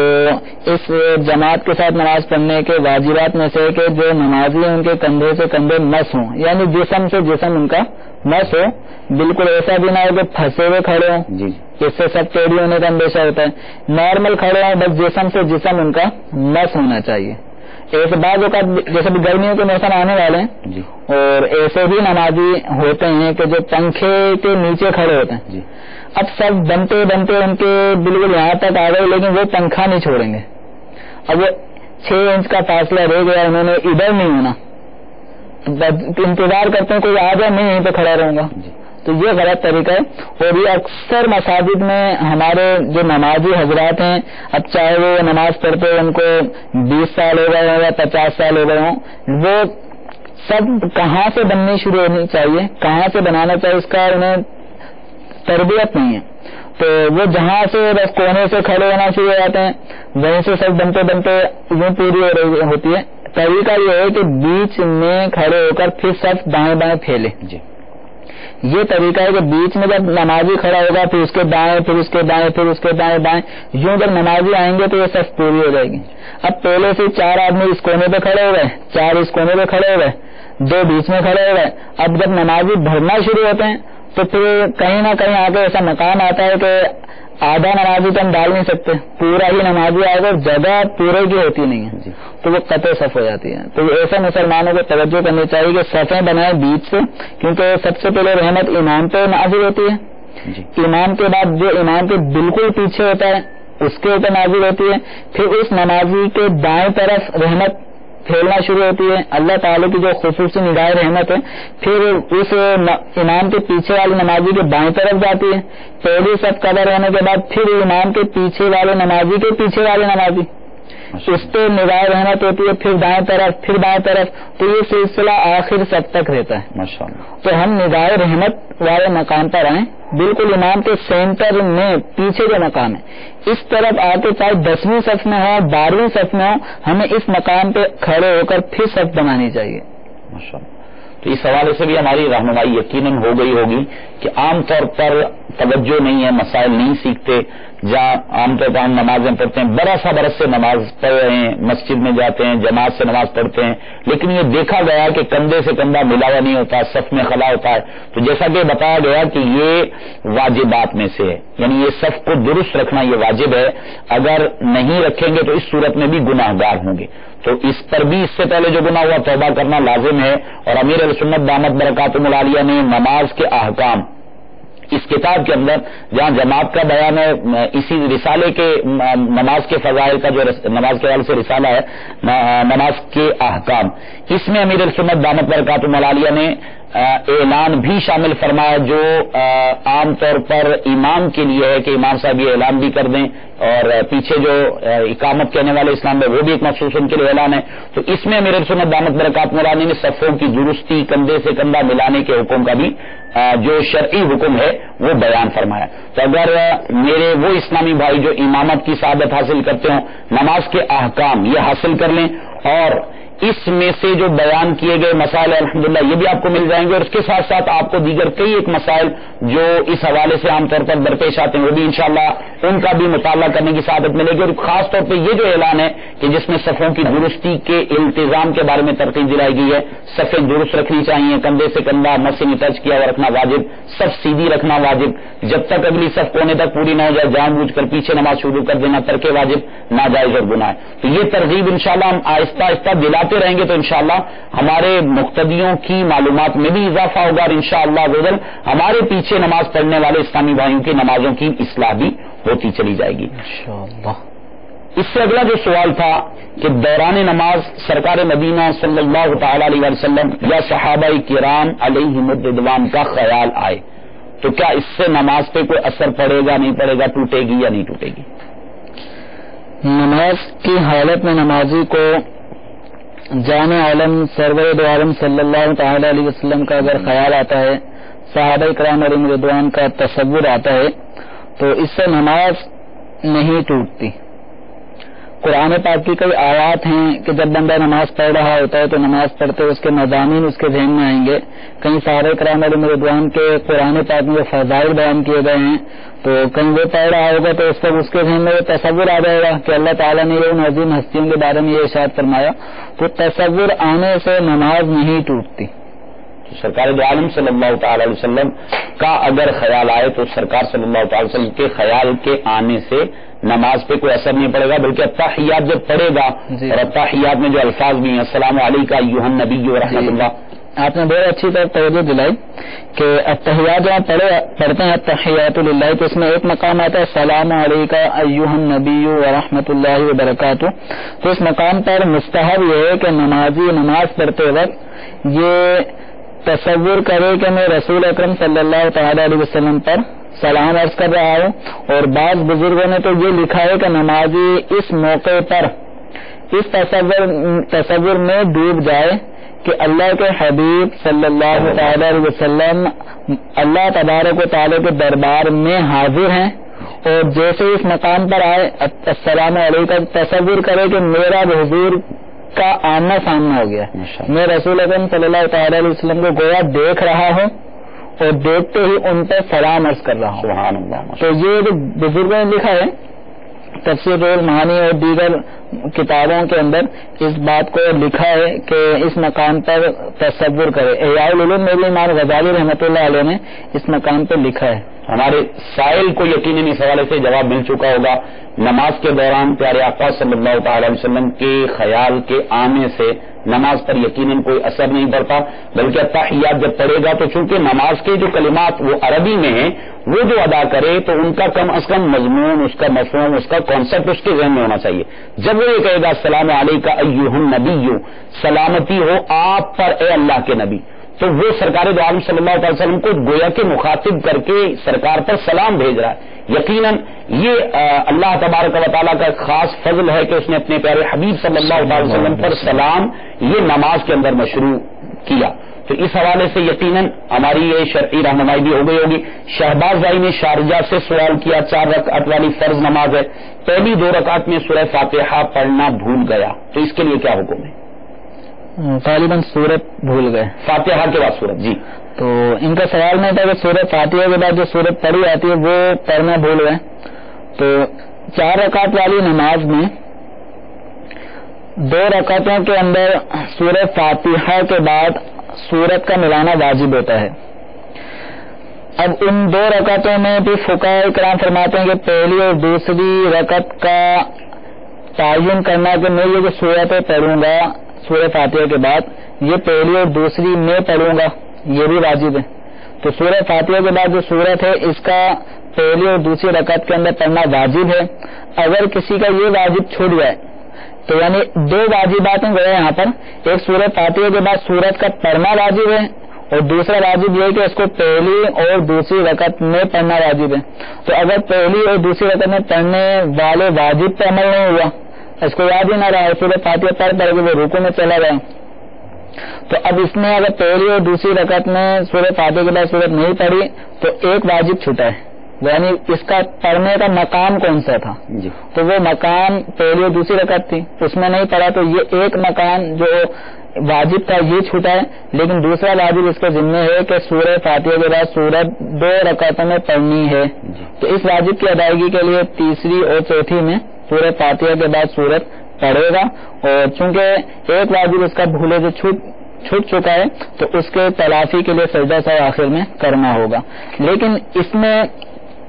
یہ یاد رہے کہ اگر کسی کو رکوع میں جانے سے پہلے یاد آ گیا، جاتے جاتے یاد آ گیا کہ ابھی میں نے سورت نہیں پڑھی، تو اس پہ لازم ہے کہ یہ رکوع میں جانے لگا، یاد آ گیا تو فوراً قیام ہی میں رہے اور سورت پڑھے. اور اگر یہ رکوع میں چلا گیا تو رکوع میں جانے کے بعد اگر اس کو یاد آیا کہ میں نے سورت نہیں پڑھی تو اس کو حکم ہے کہ یہ واپسی عود کرے اور سورت پڑھے اور پھر اس کے بعد رکوع سجود اپنے کرے. اگر رکوع میں یاد آنے کے باوجود اس نے اس مقام پہ نہیں پڑھا، یعنی دوبارہ قیام کی طرف نہیں آیا اور رکوع پھر سجود چلتے رہے گا، بعد میں پڑھیں گے، تو یہ اس نے واجب پر کر دیا قصدن، اور قصدن واجب پر کرنے کی وجہ سے اس کی نماز سجدہ سہو سے بھی درست نہیں ہوگی. دوبارہ سے میں اس مسئلے کی وضاحت کر دوں کہ اگر پہلی اور دوسری رکعت میں مثلاً پہلی رکعت میں سورہ فاتحہ پڑھی، سورہ فاتحہ پڑھتے ہی رکوع میں چلا گیا،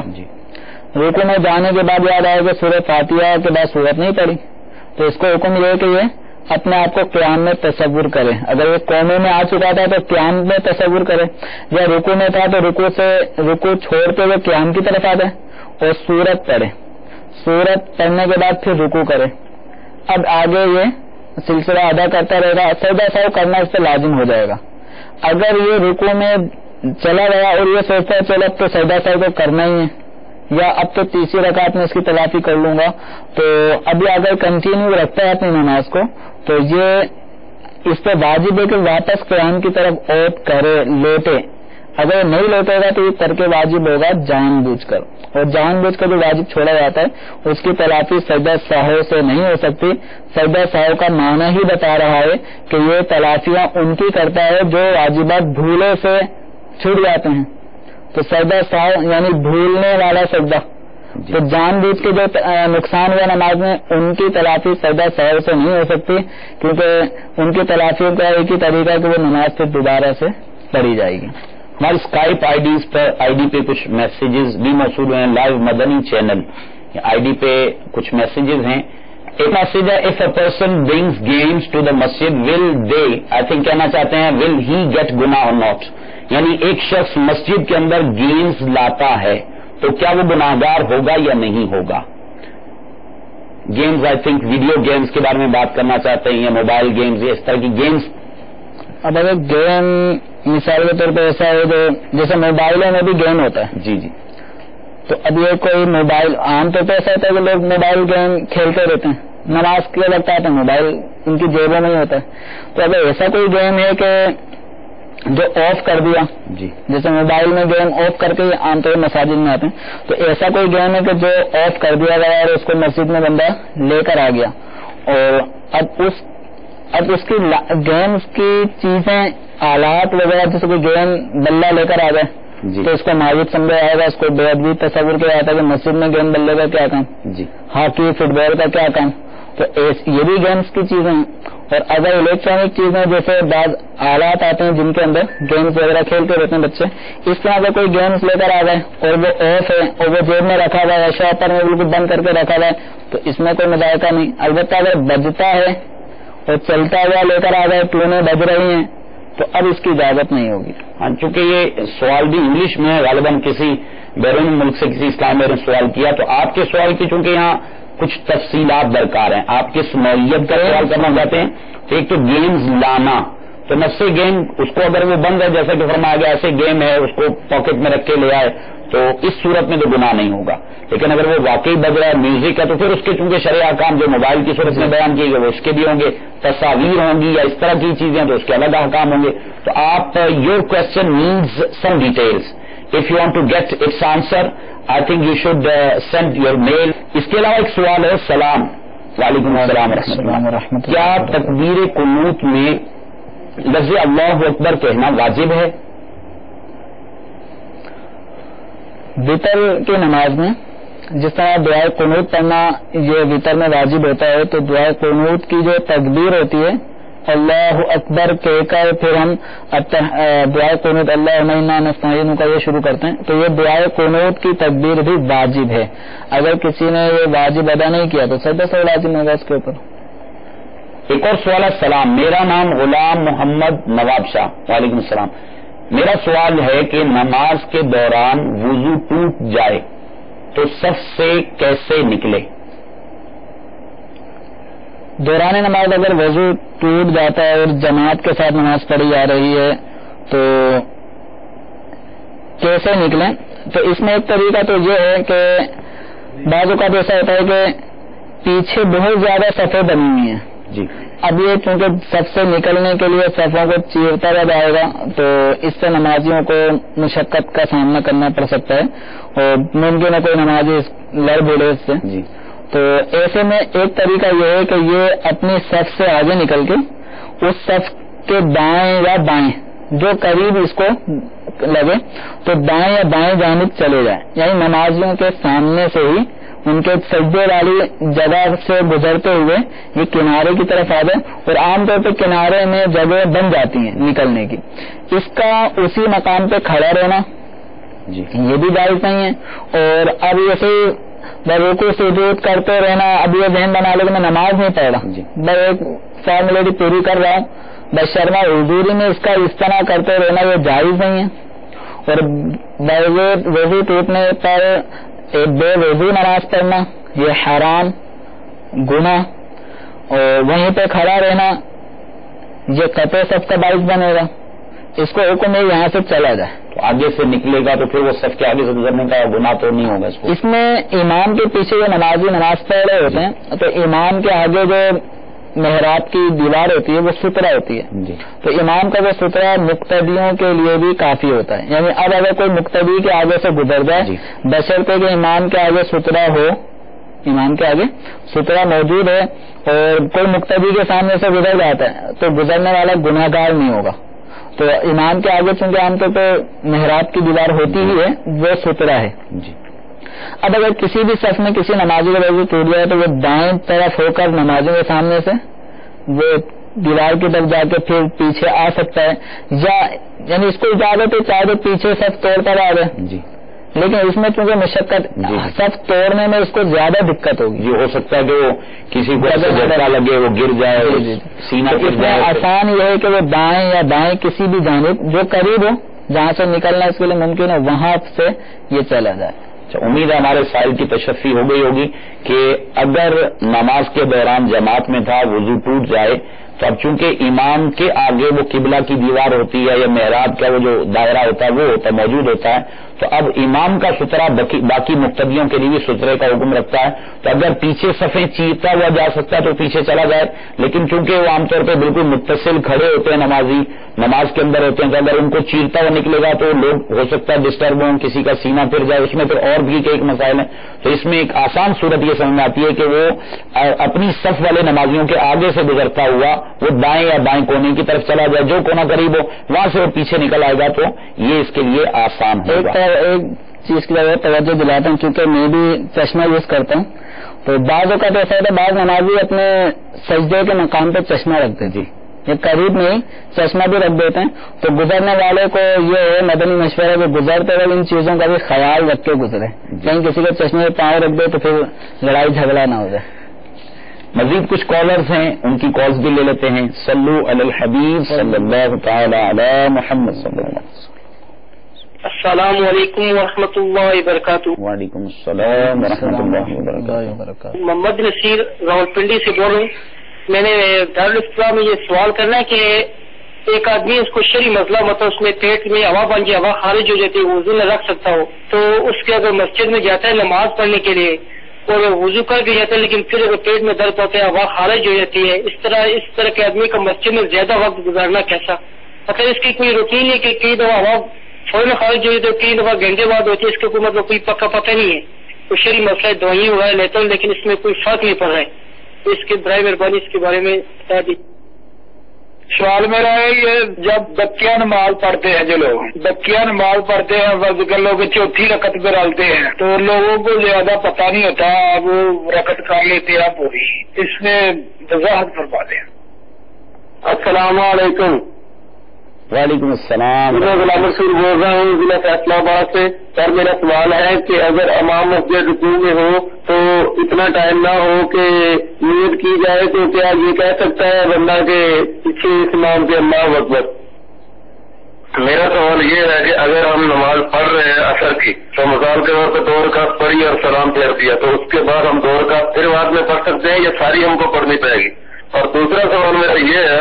کہ ہر نمازی جو اکیلا نماز پڑھتا ہے اس کے لیے یعنی تکبیر کہنا ضروری ہے یا وہ ایسی نماز پڑھ سکتا ہے؟ جزاکم اللہ خیر۔ نصیر بھائی نے راول پنڈی سے سوال کیا کہ ایک شخص کو شرعی مسئلے کا علم ہے کہ پیٹ میں ہوا بھر جاتی ہے، اور مطلب اس کو ہوا کا پرابلم ایسا ہے کہ کبھی تو وہ فوراً یعنی بار بار اس کو یہ یعنی ہوا کے خارج ہونے کی شکایت ہے، کبھی ایسا ہے تو 2 گھنٹہ بھی گزر جاتا ہے، تو اب ایسے شخص دوائیاں بھی لے رہا ہے، علاج بھی کروا رہا ہے، تو اب ایسے شخص کے لیے مسجد میں وقت گزارنا کیسا؟ گیس خارج ہونا یہ مرض ہے کہ اضافی گیس پیٹ میں پیدا ہونے لگتی ہے۔ اب اس میں مسجد میں جانے نہ جانے کا حکم انہوں نے پوچھا ہے، تو اس میں یہ ہے کہ اگر گیس خارج ہونے والی بہت زیادہ بدبودار ہے اور بکثرت نکلتی ہے، بدبو بہت زیادہ پھیلتی ہے، تو پھر مسجد کو بدبودار چیز سے بچانا واجب ہے۔ تو اگر بہت ہی زیادہ کڑی بدبو ہے تو پھر ایسی صورت میں ان اوقات میں جس وقت ان کو اس طرح کی گیس کا عارضہ لاحق ہو مسجد میں نہ جائیں، اور اگر گیس میں بو نہیں ہے تو پھر اس صورت میں مسجد میں جماعت میں شرکت کر سکتے ہیں، اور نماز پڑھ چکے اور پھر بھی اب گیس کی پرابلم چل رہی ہے تو ان کو چاہیے کہ یہ مسجد میں زیادہ دیر نہ بیٹھیں۔ نصیر بھائی، امید ہے آپ کو آپ کے سوال کا جواب مل چکا ہوگا کہ یہ مرض ہے، اس میں نوعیت جیسا کہ بیان کی گئی ہے، بدبودار ہوا خارج ہوتی ہے، تو پھر تو چونکہ مسجد کو بدبو سے بچانا واجب ہے، لہذا اس صورت میں مسجد میں داخلہ ممنوع ہوگا۔ لیکن اس میں یہ بھی معروضات آپ کے گوش گزار کر دوں کہ عام طور پہ بعض مخصوص غذائیں ہوتی ہیں، ان کے استعمال سے کسی کو شکایت ہوتی ہے، تو اسے پتا کہ میں فلاں غذا کھاؤں گا تو میرے ساتھ یہ پرابلم ہوگا، تو اب اس کے لیے اس غذا کا استعمال اور پھر اس میں بھی کوئی تفصیل ہوگی یا نہیں ہوگی؟ اللہ عالم۔ ایک ممکن ہے کہ یہ کچھ چیزوں کا تعلق ہوتا ہے ذہن سے، جی، بعض اوقات انسان ذہن بنا لے گا گیس اب میں وضو کرا اب یہ ہوگا، جی، تو وہ اس کے ذہن کے مطابق پھر وہ پیٹ میں گڑبڑ شروع ہو جاتی ہے۔ جی، اس طرح کسی کو یہ ذہن میں آتا ہے کہ اب قطرہ آنے والا، اب آنے والا، اب آنے والا، تو آ ہی جاتا ہے، توجہ نہ دے وسط سے بھی یعنی گیسٹرک پرابلم اگر کسی اور چل رہی ہے، پیشاب کے قطروں کے آنے کا مرض ہے، تو حد سے زیادہ جب اس کو ذہن پہ سوار کر لیتا ہے تو پھر وہ صحیح ہونے میں نہیں آتا ہے۔ جی، تو مرض اپنی جگہ ہے، اللہ تعالیٰ ان کو صحت عطا فرمائے، اس وقت بار بار توجہ دینا بھی بعض اوقات اس مرض کو اور بڑھا دیتا ہے، کیونکہ سینس سے اس کا بہت تعلق ہوتا ہے، تو اس طرح سوچنے سے بھی بعض اوقات یہ چیزیں تنگ کرتی ہیں، توجہ اپنی اس طرف سے ہٹانے کی کوشش کریں۔ تو بعض اوقات امراض کی کیفیت ایسی ہوتی ہے کہ نفسیاتی ہوتے ہیں، تو اس حوالے سے اس اعتبار سے بھی اس کا علاج کیا جائے، جن غذاؤں سے تکلیف ہوتی ہے ان کے استعمال کے معاملے میں گریز کیا جائے، اور بہت اہم برکتیں الحمدللہ جو دعوت اسلامی کے مدنی ماحول سے جو ملتی ہیں ان میں سے ایک برکت تعویذات عطاریہ کی بھی ہے۔ تو ہمارے جو ایسے پریشان حال اسلامی بھائی ہوں جن کو مسائل درپیش ہوں، آپ اپنے قریبی دعوت اسلامی کے جہاں اجتماعات ہوتے ہیں، مختلف مقامات پر تعویذات عطاریہ کے بستے لگتے ہیں، وہاں پر ہمارے اسلامی بھائی امت کی خیرخواہی کے لیے فی سبیل اللہ بغیر کسی ہدیے کے فیس کے تعویذات پیش کرتے ہیں۔ آپ تعویذات عطاریہ کے بستے سے رابطہ فرمائیے، اپنے وہاں کے ذمہ دار سے رابطہ فرمائیے، اور تعویذات عطاریہ کے ذریعے بھی مسائل کے حل کے لیے کوشش کیجیے۔ اللہ تعالیٰ ہمارے جو بھی اسلامی بھائی اس مرض میں ہے، کسی بھی مرض میں مبتلا ہے، اللہ تعالیٰ ان سب کو شفا کاملہ عطا فرمائے۔ ایک ہمارے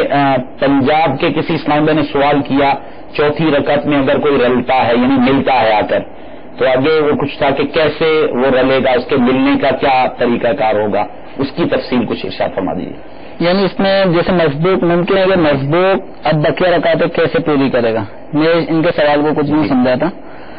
تو مسبوق بقیہ رکعتیں جس طرح پوری کرے گا اس بارے میں تو یہ ذہن بنا لیں کہ یہ مسبوق کون سی رکعت میں شامل ہوا ہے، بالفرض چوتھی رکعت میں یہ شامل ہو گیا، اس نے امام کو چوتھی رکعت میں پا لیا، تو ہم یہ 4 رکعت والی نماز ہے تو معلوم ہے کہ اس کی کتنی رکعتیں چھوٹی ہیں، 3۔ اب جب یہ نماز کو ادا کرے گا امام کے سلام پھیرنے کے بعد جب یہ کھڑے ہو کے اپنی رکعتیں پوری کرے گا تو اس وقت اب یہ گویا سب سے پہلے پہلی رکعت جو چھوٹی تھی وہ پڑھ رہا ہے، پھر اس کے بعد دوسری رکعت پڑھنی ہے، پھر اس کے بعد تیسری رکعت پڑھنی ہے. امام کے ساتھ تو چوتھی پڑھ چکا ہے، اس کی پہلی دوسری تیسری 3 رکعتیں چھوٹی ہیں. اب ادا کرنے کا طریقہ یہ ہے کہ قراءت کی جائے گی تو قراءت کے اعتبار سے یہ اپنے آپ کو سمجھے کہ میں پہلی پڑھ رہا ہوں، میں دوسری پڑھ رہا ہوں، میں تیسری پڑھ رہا ہوں. تو جو ترتیب پہلی دوسری تیسری رکعت کے پڑھنے کا جو اپنا انداز ہے قیام کا، کہ قیام میں سورہ فاتحہ کے بعد سورت کن رکعتوں میں پڑھنا واجب ہے، کن میں واجب نہیں ہے، تو ان سب چیزوں کا اہتمام اس میں اب سے کرنا ہے. تو پہلی 2 رکعتوں میں سورہ فاتحہ بھی پڑھی جاتی ہے، سورت پڑھنا بھی واجب ہے. تو امام کے سلام پڑھنے کے بعد اب یہ کھڑا ہو کر پہلے ثنا پڑھے گا، تعوذ، تسمیہ، اعوذ باللہ، بسم اللہ، یہ پڑھنے کے بعد پھر سورہ فاتحہ پڑھے گا، پھر سورت ملائے گا، پھر رکوع کرے گا، رکوع کے بعد سجدے میں جانے کے بعد اب کاؤنٹنگ اگر ہم رکعتوں کی کریں تو اس نے کتنی رکعتیں پڑھ لی؟ 1 رکعت امام کے ساتھ پڑھ لی، دوسری اس نے اپنے تنہا اب پڑھ لی، 2 رکعتیں ہو گئیں. اور جب 2 رکعتیں کسی بھی نماز میں نمازی کی ہو جائیں تو اس کو اس کے بعد اتحیات میں بیٹھنا واجب ہے. تو یہ نمازی اتحیات میں بیٹھے گا، یعنی کاؤنٹنگ تعداد رکعت کے اعتبار سے اتحیات کا اعتبار کرنا ہے. تو 2 رکعتیں ہو گئی، اتحیات میں بیٹھنا ہے. اب اس کے بعد پھر یہ تیسری اتحیات میں بیٹھنے کے بعد پھر یہ کھڑا ہوگا، یہ تلاوت کے اعتبار سے اپنی دوسری رکعت جو چھوٹی تھی وہ ادا کرے گا. اور چونکہ اب سورہ فاتحہ اور سورت پڑھنے کے بعد رکوع سجود کرے گا، اس کی ہو گئی 3 رکعتیں، اور 3 رکعتوں میں کھڑا ہونا ہوتا ہے سجدہ کرنے کے بعد. چوتھی رکعت یہ اب پڑھے گا صرف سورہ فاتحہ کے ساتھ. 2 رکعتیں سورہ فاتحہ اور سورت کے ساتھ اس نے پڑھ لی، اور تیسری رکعت چونکہ سورہ فاتحہ اس میں پڑھ لینا کافی ہوتا ہے تو اب یہ سورہ فاتحہ پڑھ کر یہ اپنے اتحیات رکوع سجود کر کے اتحیات میں بیٹھ کر دعا درود شریف پڑھ کے سلام پھیر لیں. ماشاءاللہ بہت اچھی انداز میں تفصیلاً آپ نے جواب مرحمت فرمایا کہ یعنی جب کوئی آیا اگر چوتھی رکعت میں آ کر امام کے ساتھ ملا تو اب چونکہ وہ چوتھی رکعت اس کی ویسے پہلی رکعت امام کے پیچھے اس کی پہلی رکعت ہے، اب جب کھڑا ہوگا تو بقیہ ترتیب وہ جو تلاوت والی ترتیب ہے وہ ویسے ہی رکھے گا جیسے اپنی نمازوں میں رکھتا ہے. اور تعداد یعنی گنتی کے اعتبار سے چونکہ دوسری رکعت ہے اس کی اتحیات میں بیٹھنا، اتحیات تشہد تک پڑھے گا، پھر اس کے بعد کی جو رکعت اس کی دوسری رہ گئی تھی وہ پڑھ رہا ہے. اب اس میں چونکہ وہ اس کی تعداد کے اعتبار سے تیسری رکعت اس میں کھڑا ہوگا اور آخری رکعت میں اتحیات مکمل یہ پڑھ لے گا. غلام رسول بھائی نے قصور سے سوال کیا، آپ کا سوال یہ تھا کہ کوئی شخص جماعت میں آ کر شامل ہوتا ہے، امام صاحب رکوع میں آنے والا نیت کیا کرے؟ یعنی یہ کہہ لے پیچھے اس امام کے اللہ اکبر کہہ کر وہ رکوع میں شامل ہو جائے، کیا کرے؟ ان سے عرض ہے کہ اگر زبان سے نیت نہ بھی کریں تو نیت دل کے ارادے کا نام ہے. تو زبان سے یہ کہنا کہ میں ظہر پڑھ رہا ہوں، فرض پڑھ رہا ہوں، 4 رکعت پڑھ رہا ہوں، میرا کعبہ شریف کی طرف، یہ کہنا زبان سے ضروری نہیں ہے. دل میں آپ کے لیے اتنا ارادہ ضروری ہے کہ میں اس وقت ظہر کے فرض ادا کر رہا ہوں، اکیلے نہیں امام کے پیچھے پڑھ رہا ہوں. تو اگر زبان سے نہ بھی کہیں صرف دل میں وضو کرتے کرتے جماعت کے لیے آ رہے ہیں، شامل ہونا چاہ رہے ہیں، تو اس وقت دل میں ارادہ ہے کہ میں کون سی نماز پڑھ رہا ہوں اور اکیلے نہیں پڑھ رہا، امام کے پیچھے ہی پڑھ رہا ہوں. آپ جاتے ہی آپ کے دل میں اگر پختہ ارادہ تو اللہ اکبر کہہ کر بھی آپ نماز شروع کر سکتے ہیں. اب انہوں نے بھی اپنی دل کو تسلی دینے کے لیے کہا کہ اگر یوں ہم کہہ رہے ہیں کہ بس جو امام نماز پڑھ رہے ہیں میں امام کے پیچھے نماز پڑھ رہا ہوں، تو یوں بھی آپ کو یہ پتا ہے کہ امام زور پڑھ رہا ہے تو میں بھی زور پڑھ رہا ہوں، بس نماز کی نیت اتنی بھی اگر زبان سے کہہ لی تو بھی کافی ہے. امید ہے غلام رسول بھائی کو ان کا سوال کا جواب مل چکا کہ امام کے پیچھے جو نماز پڑھنے کے لیے کوئی شخص آیا، وضو کر کے آتا ہے تو انڈرسٹوڈ ہے اس کے دل میں ایک نیت ہے، اب وہ نیت ہے کہ میں عصر کی نماز، عصر کے فرض پڑھنے کے لیے آ رہا ہوں، تو وہ چلتے چلتے آیا، دل میں ارادہ اس کے پہلے سے موجود ہے، زبان سے کہہ لے مستحب ہے، لیکن اب چونکہ امام رکوع میں خدشہ ہے کہ امام رکوع سے اٹھ جائے گا، اس کی رکعت نکل جائے گی، تو اب وہ وہیں کھڑے کھڑے، لیکن یہ احتیاط اس میں ہوگی کہ وہ کھڑے کھڑے ہی تکبیر کرے، اللہ اکبر کہتا ہے، رکوع میں جائے کیسے کرے گا؟ اس میں ایک یہ احتیاط بھی اس کے اندر ایک امام صاحب رکوع میں جی اب میں آیا، اب میرے دل میں تو یہ ہے میں زور پڑھ رہا ہوں جی اور امام کے پیچھے پڑھ رہا ہوں، اب میں آ کے صف میں کھڑا ہو جاؤں گا، امام رکوع میں ہے تو میں اللہ اکبر کہتے ہوئے اپنے ہاتھ کانوں تک اٹھاؤں، یہ سنت بھی ادا ہو گئی. کھڑے ہو کر قیام بھی فرض ہے اور تکبیر تحریمہ کا قیام کی حالت میں کہنا بھی ضروری ہے. تو میں اللہ اکبر کہہ کر اب ہاتھ نہ باندھوں, ہاتھ باندھنے کا سب مقام نہیں ہے, میں ہاتھ اللہ اکبر کہہ کے ہاتھ چھوڑوں اور اس کے بعد پھر اللہ اکبر کہہ کے مجھے حکم ہے کہ میں رکوع میں شامل ہو جاؤں. اگر میں نے امام کو رکوع میں پا لیا تو میری رکعت مل گئی مجھے. ورنہ بعض اسلام بھی اسے دیکھیں نمازیوں کی ایک تعداد ہے کہ امام رکوع میں تو وہ نیت کرتا ہے جو کانوں پہ ہاتھ رکھے ہوتے ہیں, اردو میں بول رہے ہوتے ہیں اپنے کی نیت کرتا ہوں 4 رکعت فرض. اب بعض اوقات وہ اس میں بھی ڈسمس ہو جاتا ہے, پھر دوبارہ نیت کرتا ہوں شروع کر دیتے ہیں, اتمام سب رکوع سے اڑ جاتے ہیں. تو زبان سے نیت کرنا ضروری نہیں ہے. ایسے موقع اپنے دل کو بس پختہ بنانے کی حاجت ہے. بعض اوقات دل کی نیتیں دل کو ایسے موقع پہ حاضر کرنا تھوڑا دشوار ہو رہا ہوتا ہے, تو یہ زبان سے نیت کرنا اس میں مددگار بنتا ہے. لیکن ایسا نہ ہو کہ ہم زبان کی نیت کو اس قدر اہم سمجھیں کہ جب تک زبان سے نیت نہیں کی تو نماز ہی شروع نہیں ہوگی. ایسا نہیں ہے. آپ کے دل میں بس اتنا ارادہ ہونا چاہیے کہ میں ظہر کے فرض پڑھ رہا ہوں یا عصر کے فرض پڑھ رہا ہوں اور امام کے پیچھے پڑھ رہا ہوں. یہ نیت دل میں ہو کے آپ اللہ اکبر کہہ کے ہاتھ باندھے بغیر ہاتھ نیچے چھوڑ کے رکوع میں چلے جائیں. رکوع میں جانے کی تکبیر اللہ اکبر کہنا سنت ہے. تو پہلے کھڑے ہو کے اللہ اکبر کہہ لیا, تکبیر تحریمہ جو فرض ہے وہ ادا ہو گئی. پھر دوسری تکبیر جو رکوع میں جانے کی ہوتی ہے یہ سنت, تو اس سنت کی ادائیگی کر لیں. تو اگر امام اور آپ کو رکوع مل گیا, امام رکوع میں اور اسی حالت میں آپ بھی رکوع میں آ گئے تو آپ کو وہ رکعت بھی مل جائے گی. اس سے اگلا سوال, عصر کی 2 رکعت پڑھی, اس کا ان کا سوال تھا کہ ہر نمازی کے لیے تکبیر کہنا ضروری, اس میں کیا ممکن ہے؟ ان کا یہ سوال 2 سوال تھے ان کے. یہ سوال تو 2 رکعت پڑھی پھر نماز ٹوٹ گئی, ٹھیک ہے, یعنی پڑھنی 4 رکعت تھی, 2 رکعت پڑھی تو وضو یا کسی بھی وجہ سے نماز ٹوٹ گئی. اب یہ 2 رکعت بعد میں صرف 2 رکعت پڑھی جو رہ گئی تھی جی, تو ان کو حکم یہ ہے کہ اگر کسی نے 4 رکعت پڑھنی تھی اور سنت موقدہ پڑھ رہا ہے 4 رکعت یا فرض پڑھ رہا ہے 4, تو اگر 2 ہی ادا کر پایا تھا کہ نماز ٹوٹ گئی یا 2 پہ سلام پھیر دیا تو ان کو 4 پڑھنی ہوں گی. اگر وضو ٹوٹ جائے کسی بھی وجہ سے تو ان کو پوری 4 ہی رکعتیں پڑھنی ہوں گی. اور دوسرا ان کا سوال, تکبیر کہنا ضروری نہیں. اب تکبیر سے مراد یعنی مقتدی یا اکیلے نماز پڑھنے والے پر بھی کیا تکبیر کہنا ضروری ہے؟ تو اگر تکبیر سے مراد ان کی دوسرے سوال میں تکبیر تحریمہ ہے تو تکبیر تحریمہ تو امام کے لیے بھی ضروری ہے, مقتدی کے لیے بھی ضروری ہے اور اکیلے نماز پڑھنے والے کے لیے بھی ضروری ہے کہ اس کے بغیر تو نماز شروع ہی نہیں ہوتی. اور اگر ان کی مراد تکبیر سے تکبیرات انتقالیہ مراد ہیں. تکبیرات انتقالیہ کا مطلب ہوتا ہے جو رکوع میں جاتے وقت اللہ اکبر کہا جاتا ہے یا سجدے میں جاتے وقت سجدے سے اٹھتے وقت جو تکبیر کہی جاتی ہے, یہ اگر ان کی تکبیر مراد ہے تو تکبیرات انتقالیہ سنت ہیں امام کے لیے بھی, مقتدی کے لیے بھی اور اکیلے نماز پڑھنے والے کے لیے بھی. تو اگر کسی اکیلے نماز پڑھنے والے نے تکبیرات انتقالیہ یعنی رکوع سجود والی تکبیریں نہیں کہیں تو سنت پر کوئی. امام کے پیچھے بھی مقتدیوں کو تکبیرات انتقالیہ کہنا سنت ہے. یہ نہیں کہ امام ہی اللہ اکبر کہے گا ہم خاموشی سے رکوع میں چلے جائیں, امام ہی اللہ اکبر کہے گا ہم خاموشی سے سجدے میں چلے جائیں. امام کے اللہ اکبر کہنے کے بعد اس کے کہنے کے ساتھ ساتھ ہمیں بھی تکبیر کہنی ہے, ہمیں بھی یہ سنت ادا کرنی ہے. امید ہے ہمارے آخری کالر اسلام بھائی جن کا سوال پیش کیا گیا ان کے بھی سوال کا جواب ان کو مل چکا ہوگا کہ آپ اگر پہلی نماز کی تکبیر سے تکبیر تحریمہ کہتے ہیں, اس کا کہنا تو ضروری ہے, نماز کی شرائط میں سے بھی ہے اور نماز کے فرائض میں سے بھی ہے. یہ اگر نہ کہی تو نماز شروع ہی نہیں ہوگی. اور دیگر جو تکبیرات ہیں یعنی ایک رکن سے دوسرے رکن میں جانا, یعنی قیام میں کھڑے اور رکوع میں جا رہے ہیں یا اسی طرح کھڑے تھے اور سجدے میں جا رہے ہیں, سجدے سے بیٹھ رہے ہیں یا دوسرے سجدے میں جا رہے ہیں, تو یہ تکبیرات انتقالات کہلاتی ہیں. منتقل ہونے کے لیے ایک رکن سے دوسرے رکن میں جانے کے لیے تکبیرات کہی جاتی ہیں. ان کا کہنا سنت ہے, یہ کہنی چاہیے, باعث برکت ہے, باعث ثواب ہیں. آج الحمدللہ ہم نے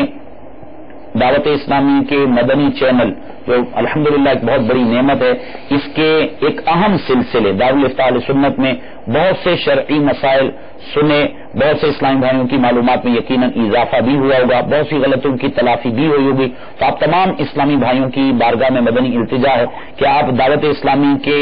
مدنی ماحول کے ساتھ وابستہ رہیے. الحمدللہ آج یہ دعوت اسلامی کا یہ لہلہاتا چمن ہے، یہ شیخ طریقت امیر اہل سنت بانی دعوت اسلامی حضرت علامہ مولانا ابو بلال محمد الیاس اتار قادری رضوی دامت برکاتہم العالیہ کی یہ وہ کاوشیں ہیں، کوششیں ہیں جو آپ نے کم و بیش 32 سال پہلے شروع کی. آج الحمدللہ دعوت اسلامی کا یہ پیغام کم و بیش 250 ممالک تک پہنچ چکا ہے. یہ الحمدللہ مدنی چینل دین متین کے احکامات کو سیکھنے کا ایک بہترین ذریعہ ہے. خود بھی مدنی چینل دیکھیے، دوسروں کو بھی مدنی چینل کے سلسلوں کی دعوت پیش کیجیے، دعوت اسلامی کے اجتماعات میں شرکت کرتے رہیے. دعوت اسلامی کے تحت جو مدنی قافلے سفر کرتے ہیں مختلف مواقع پر، آپ ان مدنی قافلوں کے بھی مسافر بنتے رہیے. تو اللہ تبارک و تعالی ہمیں دعوت اسلامی کے مدنی ماحول کے ساتھ وابستگی اختیار کرنے کی توفیق عطا فرمائے، دعوت اسلامی کے مدنی قافلوں کا مسافر بنائے، درس و بیان جو ہوتے ہیں درس و بیانات میں شرکت کی توفیق عطا فرمائے. اور امیر اہل سنت دامت برکاتہم العالیہ نے جو ہم سب کو ایک بہترین مدنی مقصد، مجھے اپنی اور ساری دنیا کے لوگوں کی اصلاح کی کوشش کرنی ہے،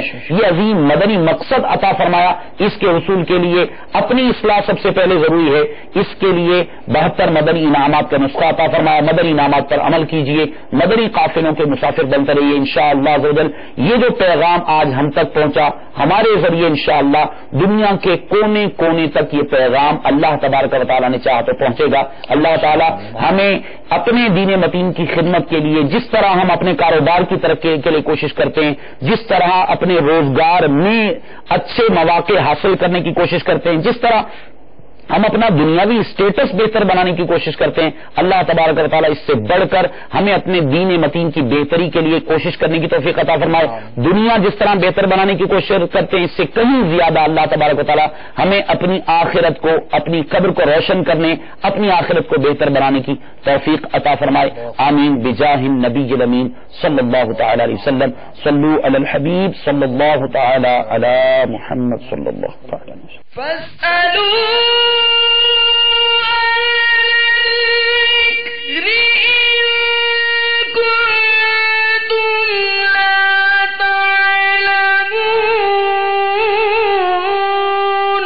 تو اے لوگو علم والوں سے پوچھو اگر تمہیں علم نہ ہو.